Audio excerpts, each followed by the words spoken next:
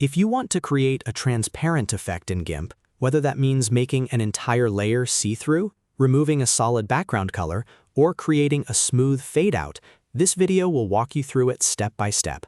This is super useful for thumbnails, logos, overlays, graphics, and text effects, and the best part is that Gimp gives you multiple ways to do it depending on the result you want.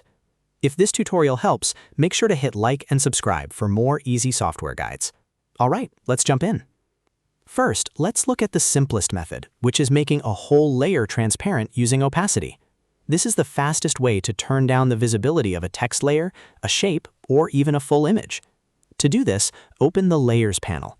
If you do not see it, you can bring it up with Ctrl+L. Then click the layer you want to adjust so it becomes active. At the top of the Layers panel, you'll see an opacity slider. By default, it's usually set to 100%, which means the layer is fully visible. If you drag that slider to the left, you reduce the opacity. For example, if you set it to 50%, your layer becomes semi-transparent and you can see through it. This is perfect when you want to soften text, blend an object into a background, or create a subtle overlay effect. Now, if you do not want the whole layer to be transparent, but instead want to remove a specific background color, the next method is what you need.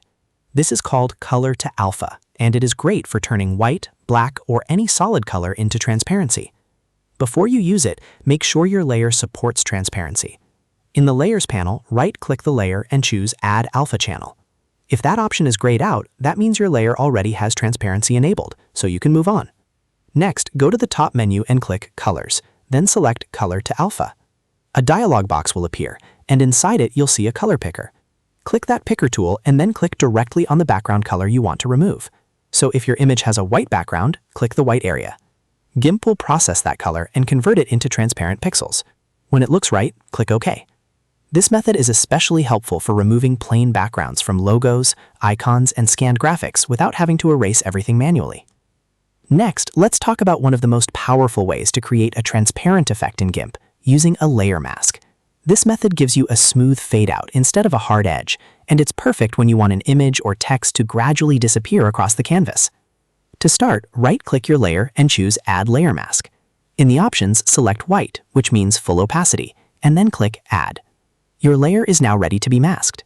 Now choose the Gradient tool by pressing G on your keyboard. Set your foreground color to black and your background color to white. Here's why that matters. On a layer mask, black hides, white reveals, and gray gives partial transparency. Once your colors are set, click and drag across the canvas in the direction you want the fade to go. As you drag, Gimp will create a gradient on the mask, and the blacker areas will become more transparent, while the whiter areas stay visible. This creates a clean fade-out effect that looks much more polished than simply lowering the opacity. If you want even more control, you can also paint on the layer mask manually. Select a brush or pencil tool and use black to hide parts of the layer, white to bring them back, and gray if you want partial transparency.